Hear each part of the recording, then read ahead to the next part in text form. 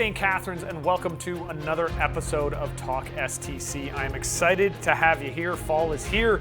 Fantastic time of year. The weather's changing. Maybe you got a pumpkin spice latte because that's a cliche that we all have to fall into. I will admit every once in a while you get a little squirt of the pumpkin spice on top of the coffee. It tastes great. It was awesome to see folks out in the community over the last couple of weeks. One of the best things about St. Catharines and Niagara is this is the time of year when we all get outside, whether it's grape and wine, visiting the park, or you're getting out to Montebello. Maybe you're getting to an Ice Dogs game or a Falcons game. Whatever the case may be, a lot of people out and about. I hope everybody enjoyed the Grand Parade. I hope you enjoyed my throwback costume, giving the St. Catharines Stompers a little bit of love there. Happy to do that.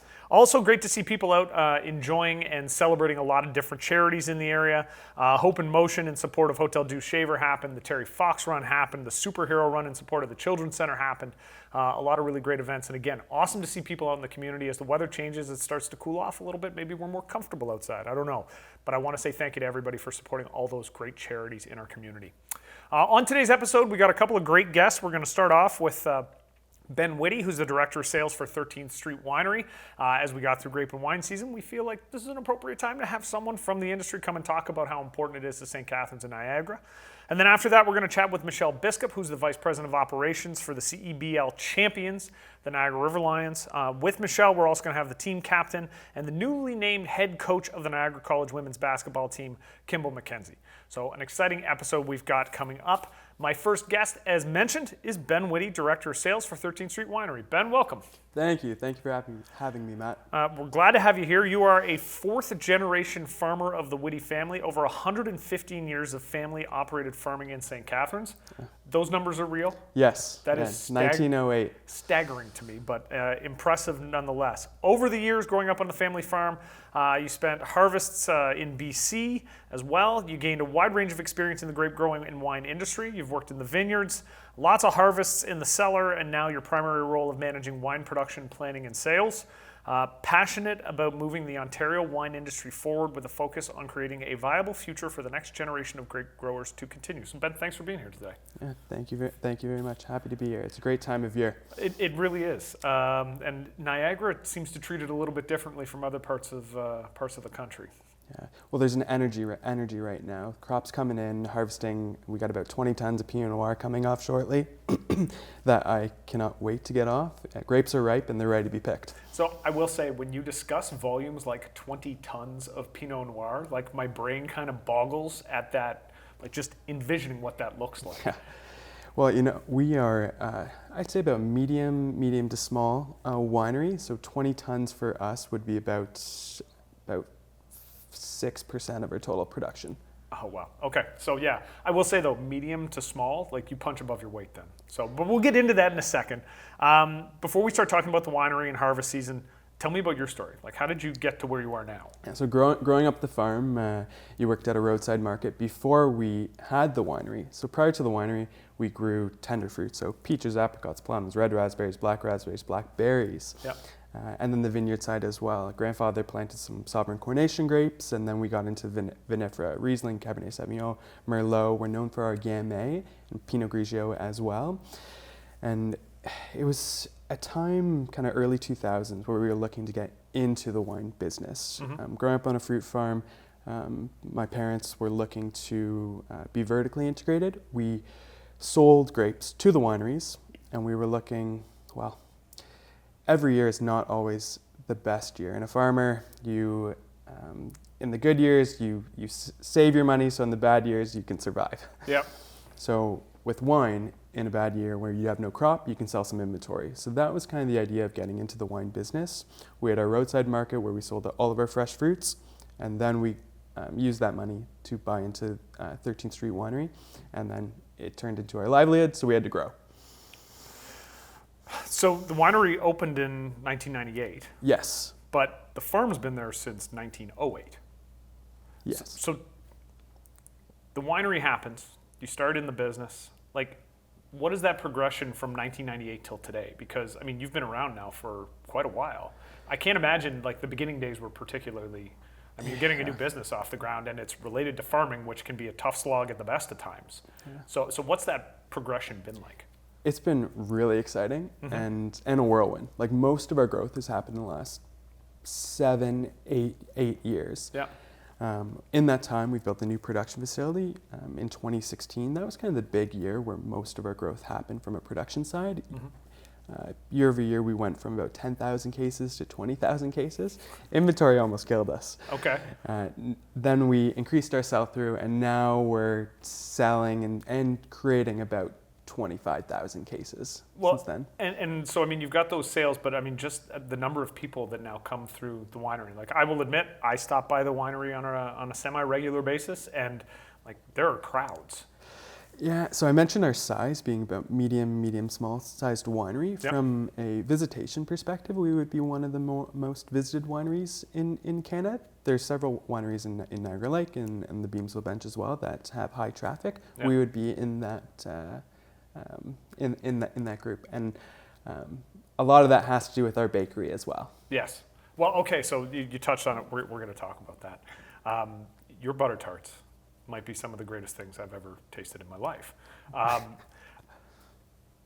How do you marry those two things? You know, because I mean, like when I think of a vineyard, I don't think about a bakery. I think about wine and everything else. And I will say, like, I don't drink, but I still find myself at 13th Street on a regular basis to pick things up. Yeah. So how did you marry those two ideas together? So at 13th Street, our focus is wine, food, and arts. So wine and food, natural pairings.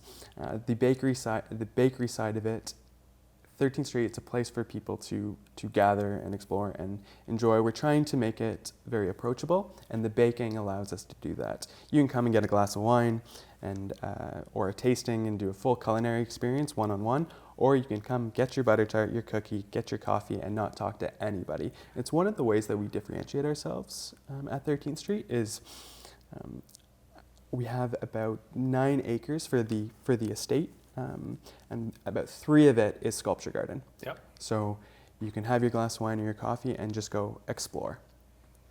So do you find a lot of people when they come, that's what they're doing? They just want to be out in nature and, you know, like check things out and see what's happening? We have families that come weekly. We have people that bring their dogs daily. Okay. Daily.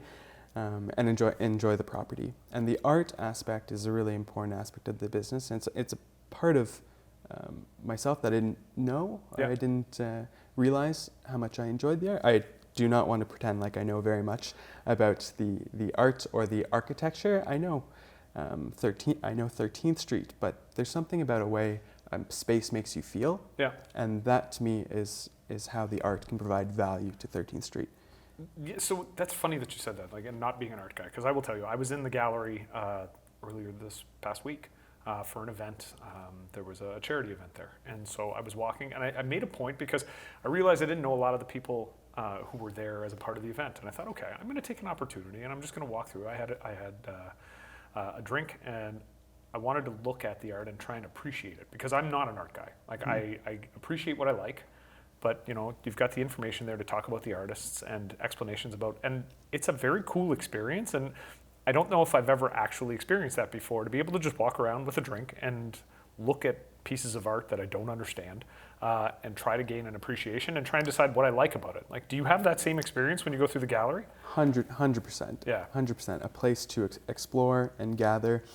On the property, we have sculptures that are permanent fixtures and part of our programming, and then at the art gallery, it's art for sale at the John Mann Gallery, and we'll do a rotational art show about 4 or 5 weeks throughout the year. Okay. So turning back to wine, I need to note this because I love this. I love saying this to my mayoral colleagues when I talk to the big city mayors and all the rest of it, that 13th Street was named the #1 winery in Ontario and the #2 in Canada at the 2022 National Wine Awards. How does that, like, how proud does that make you to realize, you know, like, this started in '98 and now you're here and you're being ranked #1 in the province, #2 in the country? Like, those are accolades. It was a pretty exciting year, and we were very thankful to be recognized and honored to be recognized. There's lots of great wineries all across Canada that entered into the competition, and for us to be represented well, it meant a lot. It also, you mentioned the people on property and people enjoying our wine. It did push us to elevate the brand, and also more opportunities for our product to be shown and consumed. That's amazing. And so we're in mid-October. Harvest is in full swing. Grape and Wine Festival's just happened. What's the energy like? I mean, you touched on it a little bit at the beginning, but what does that energy feel like to somebody who's living a day in, day out, all year? Like, how does this part of the year make you feel? The spirits are high. The spirits are high right Yeah. now. Like, there's an energy on the farm, there's an energy in the air. There's 2 times a year that's really sticks out. It's kind of early April, kind of when the weather starts to warm and you feel the land kind of starting to wake up, and then it's during harvest. Yeah. Those 2 time periods are really the points that kind of stand out. Right now, it's very busy. We're bringing lots of grapes in right now. There's still an energy on property. We're just about to get our fire pits out on property. There's about 9 fire pits that we have throughout the kind of mid-October or November till kind of March that brings people on property. There's about 9 fire pits that we provide the wood. So between harvesting, the fires on property, and the live music, it's a kind of cool place to hang out. Definitely. Now, you're a part of the next generation of grape growers. Mm-hmm. Why is that important? What is that doing for the industry? 100%. So the next generation of grape growers, it's a group of individuals across Ontario that are passionate and are in the grape growing industry, whether that's on the vineyard side, the maintenance side, but it's a group or it's a collective of people that are looking to share ideas. When you're on a farm, it can be pretty lonely. Yeah. It can be pretty lonely. And having an opportunity to get together with like-minded individuals looking to learn from each other. Yeah. For example, we grow Gamay, Pinot Grigio, Cabernet Sauvignon. We don't grow any hybrids. I'm less familiar with Baco, Chambourcin, and some of my colleagues are, and I'm interested, and perhaps we may end up growing them due to an experience that we've learned or had with a part of the next generation grape grower. It also allows for a transition of power, a transition of knowledge later on in life. Power too, but knowledge is the important piece. Yes, knowledge is the important. The grape growers, it's an aging population, and in the near future, or not so far future, we're going to be needed to act and be leaders in our industry. And it's a great opportunity to learn before you get that seat at the table. Yeah. Well, I will say it's fascinating to hear about the collaboration, and I think that's so important for any industry, but especially with farming and the grape growing and the wineries. Obviously, that institutional knowledge has to be carried on. So I think it's fantastic that you're getting yourself involved with that next generation to make sure that the expertise you've developed at 13th Street can be passed along as well, because ultimately in St. Catharines and Niagara, so important the wine industry is to our local economy and all the things it does. I like to call it the green manufacturing that people sometimes overlook, but how integral it is to what we're doing. So I just want to say thank you for coming in today and having the conversation. Happy to. Thank you very much for having me, Matt. Excellent. Now, you did bring some treats there, and I've been eyeing them for the last couple of minutes. I sure did. So my aunt made these fresh this morning for you. So we have some butter tarts and some cherry tarts. There's a collection. I know your particular favorite is the score, so I brought a few of those. We have some. Let me take these off your hands. Okay. I just need you to understand, I appreciate so much that you dropped these off, and I will make sure that not another soul gets to touch even one of them. You hear that in the back? Yeah. Thank you so much for coming in. Cool. Awesome. We will be right back after this on talkSTC.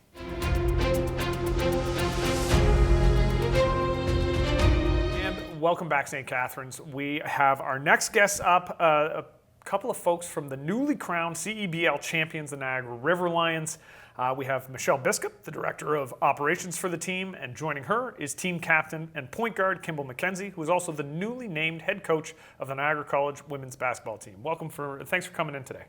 Thanks for having us. Welcome to the show is where I was going with that. Before we get into things, and we're going to talk about the trophy. There's an awesome trophy sitting right here. I think it's one of the prettiest trophies I've ever seen in my life. Kimball, tell me a little bit about your basketball journey, because Michelle, I think you've been with us before, but you're the first player I've had on. Tell us, how did you get to where you are now? Yeah, it's been a long journey. Started when I was quite young. Obviously started playing basketball. I grew up in Oakville.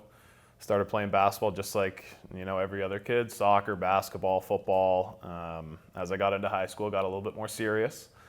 Decided that if I was going to have a chance to get a Division I scholarship, which was my goal at the time, then I'd have to go to high school in the States. So I did a couple of years of high school in Oakville. Then made my way down to Baltimore, did 3 years of high school there. Earned myself a scholarship, played 4 years at Bucknell University, did well enough to sign my first professional contract in Spain, a couple of years there, a couple of years in the UK, and a couple of years, I want to say my 5th year playing in the CBL, second with Niagara. So it's been a long journey, many, many years, most, summers spent training, not many other normal jobs, so to speak. So yeah, it's been quite the journey. But I will say, I think that's a dream for a lot of kids, is you want to make sports your career. And I mean, you've managed to carve out a path. I don't know if people would recognize it as a traditional path, but I mean, you've been able to do basketball full time in your adult life. What does it feel like, to get to this point and realize, oh my gosh, this is my career? Really cool. Yeah, really cool. I mean, that was always my goal. Obviously, NBA was the dream, the big bucks in the NBA. I would say that professional basketball isn't as glamorous, overseas as some people may think. However, to wake up and to work, 2.5 hours a day is pretty cool. And yeah, I think when you're in the mix of it, you don't necessarily appreciate it. But reflecting back on it, yeah, it's been pretty cool to be a professional basketball player. And that's a question I ask sometimes pro athletes. Does it ever get old hat? You're just okay, yeah, I got to go and I do this. Does it ever feel just like a job, or does it still feel like the game you grew up loving and playing? A little bit of both, If I'm telling the truth, there are times where the season gets long in the winter. Let's say you're playing once a week in some of these leagues. And yeah, sometimes it does feel like you're punching the clock. For me, most of the time, it does feel really exciting. I love the game. I love doing the basics. I love being around my teammates. But yeah, to tell the truth, there are times where you got to just show up and put your hard hat on and show up to work. Every once in a while, though, you wind up with one of these things right here, Yes. and that makes it worth it, I guess. Yeah, you're right. So, Michelle, 2024 season kicked off late May. You've got Kimball back for year 2. You've got some returning players, Khalil Ahmad, Javon Blair. You signed Amari Moore, Loudon Love. What were the expectations? I think the expectation was just to win. Yeah. We have been so close every single CBL year. We're the only team to make it to championship weekend every single year. So we got to get over that final hump. And we set high goals for ourselves. So with having so many returning players, that was the hope. We'd have a good core and add in those new additions that would kind of complement what we had going last year.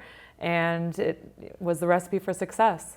So you came close the last couple of years, right? You've been to championship weekend multiple times. What does the pressure feel like? Close, the close but no cigar thing. At a certain point, how much pressure do you put on yourself at that point in your position, to say, we got to get over this hump? I mean, probably not as much pressure as the players feel. I've learned to kind of separate my emotions just because I can't control what happens on the court at the end of the day. But we had a fan, I think it was last year, and they made a comment on one of our posts saying, always a bridesmaid, never a bride. And I was like, wow, that's a perfect way to explain it. We've always been there close to the end, but never got that championship. So I think there was a lot of pressure on us, but pressure also builds diamonds. And I think, it was just a good combination of a lot of different things. We had great coaching staff, great team, great chemistry. We had the undefeated record at home, which was amazing. So I think all of that just added up to lead us to where we were in Montreal. That's fantastic. So Kimball, tell me about that road. You're on the court, you're playing every game. How did this season go down? Yeah, I thought it was executed, from start to finish, kind of just how we drew it up. Obviously looking back at those last 3 games, the quarterfinal, the semi, and the final, they were all one possession games. Yeah.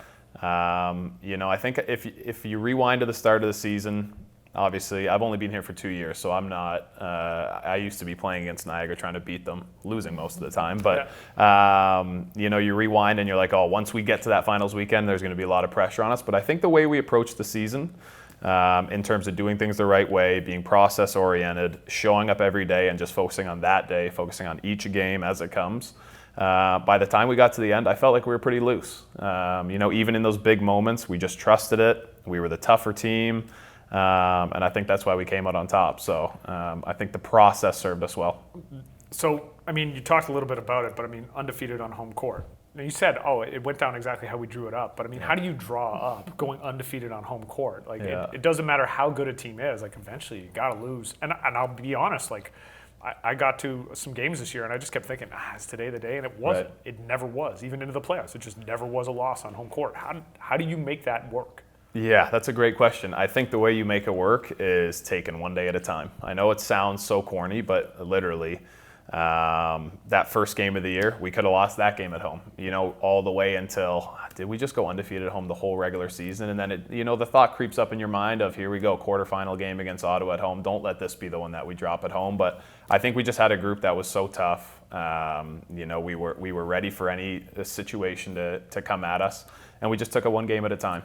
Yeah, well, I mean, that last game, you didn't drop the game. You dropped an alley-oop to win it. I've never, I know. I consider myself so blessed to have been there, to have actually seen that shot go down. It was, but I mean, the school day game, you ended on a 3, and the whole place just explodes. Like, what about the energy from the fans? Because I feel like every time I walked in there, like, the place was rammed. So what does that feel like? I mean, you've been going for 10 years in different iterations, but I mean, to see that support from the community, like, Michelle, how does that feel for you? Because that's where you're working. Mm-hmm. Yeah, it's definitely amazing to see the growth that we've had over all the years. Especially coming out of the COVID years where we didn't have any fans at all to where we are today. I think it's been incredible. I know the atmosphere helped push the players. They're the sixth man, so to say, and helped in those final moments where it was, these clutch moments. I think Rod, our P announcer, is amazing at getting the crowd going too, and the defense chants, and just really having them rally behind the team and push them forward. But yeah, seeing the growth has been incredible, and we hope now that we have the championship and we finally have that badge of honor, that'll just take us to the next level next year and have even more support going forward. So we speak about the championship. This is a beautiful trophy. It's been on a bit of an adventure, and I follow the social media, so I get to see where this thing pops up. Tell me a little bit about that, because you've been visiting fans, you've been visiting other folks in the community, you've been visiting institutions. What's going on? Yeah, it's the trophy tour, to be honest. We had to create a trophy sign-out sheet because we didn't want to double schedule ourselves. But yeah, just kind of getting it out to as many people as possible, our partners, our fans. We put a video out on social media and kind of asked people, where do you want to see it? And our goal is the people that commented is to also visit where they said.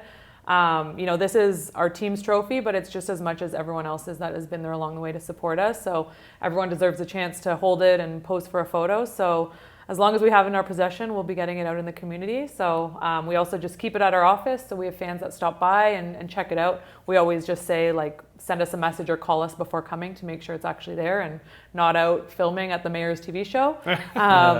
But yeah, that's kind of the goal over the next little bit with the trophy. So what does the off season look like? You're getting ready for 2025 now, and I know the prep for next season starts the day after last season ended. What are the plans for the Riverlions in the off season? Yeah, so people are always surprised that we kind of operate year round, but we're right back at it, planning for 2025.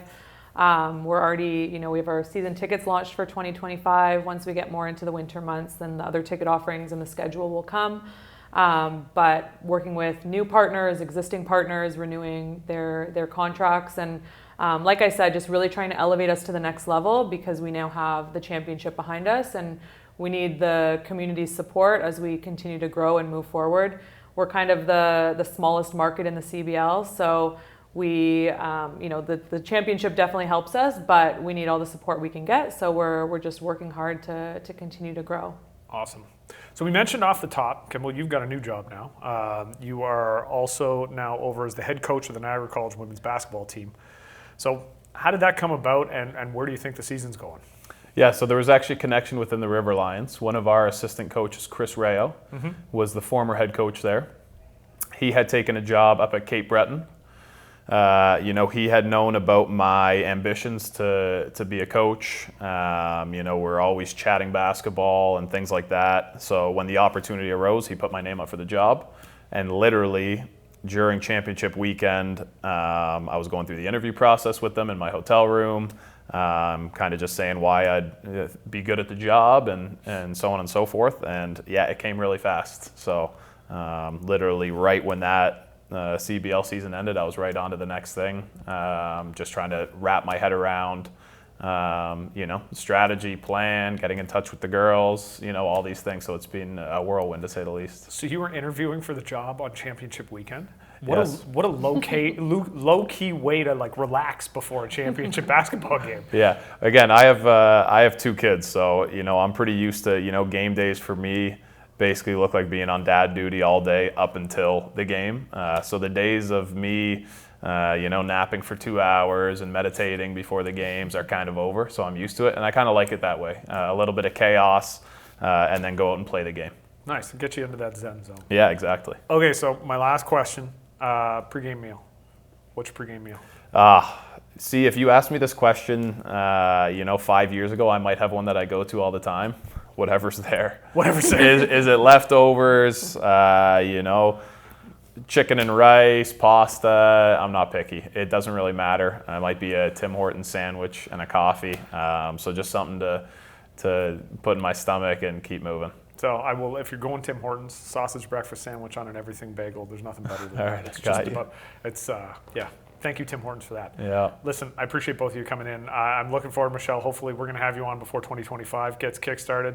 Kimball, if you want to come back and update us on the Niagara College season, go Knights. Yeah. Happy to have you back, but I really appreciate you coming in, sharing the trophy with us for the afternoon. It's very much appreciated, and I just want to say, on behalf of the community, congrats. Incredibly proud of you, and we're looking forward to the big things that come in the future. Thanks Appreciate a lot. it. Yeah, thanks. Excellent. St. Catharines, we'll be right back after this on talkSTC.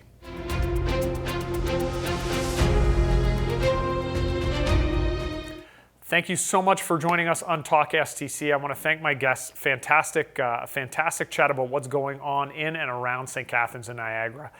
St. Catharines, I appreciate you joining me on talkSTC, and I look forward to seeing you on the next episode coming right at you.